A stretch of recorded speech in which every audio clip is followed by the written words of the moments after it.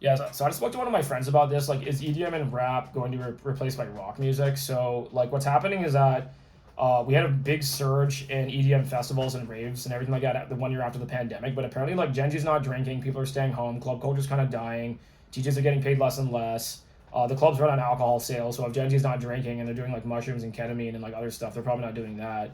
So, and then like rap right now, like I'm just watching this Kendrick and Drake beef, and I'm just thinking to myself, like, man, like you guys are both signed to Universal. You guys work for the exact same parent company, and you guys are beefing like this. Like whether or not this is real, yeah, it's really coincidental you're having this massive beef during the time when both you are launching your summer albums. That way you guys can remain relevant in a time when I'm not saying rap no genre will ever fall off, but there's surges. Like rap didn't die when like new metal was big or whatever, and but like I grew up in a time when like Limp Bizkit and new metal and like rap music was really big, and then EDM wasn't big, and then EDM had a huge comeback because of Avicii in like 2012, and that surged through, right? And that surged along the side of like the whole like Wiz Khalifa, ASAP Rocky, like Purple Swag sort of movement, and then like trap music and stuff like that.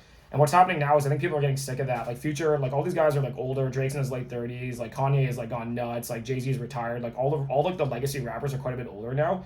So there might be like a generational pause shift when we need like a completely new set of artists. And I think people are getting a little bit sick of like DJs on stage like doing pre-recorded sets, and like I think people are starting to appreciate real singers, musicianship, lack of auto tune. Like I have no problem with auto tune if it's part of your sound. It's part of this like having that cool fidelity.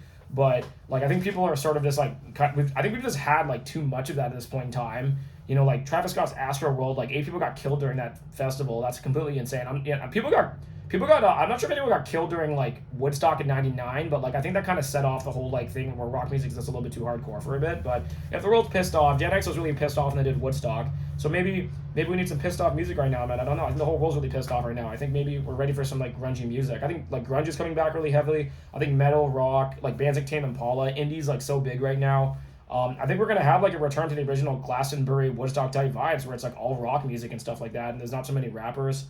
So yeah, so I think EDM over the next few years, I think we're gonna get maybe like a 30% recircle on that, and like these genres never die; they just go into the underground, and then they kind of resurge when like the population is ready for them to be relevant again, right?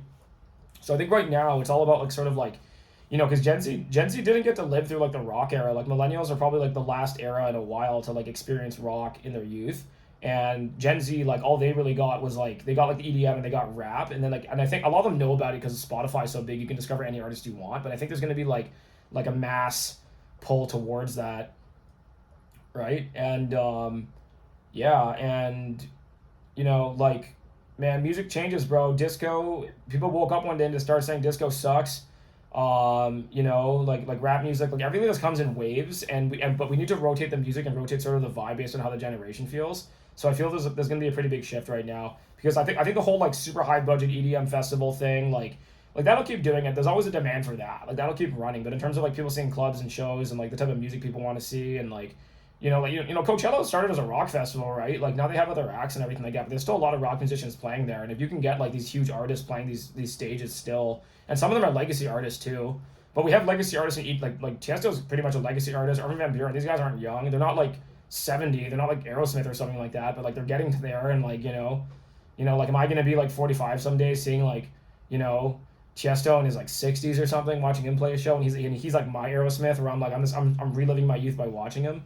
That's a possibility. All right, see you guys.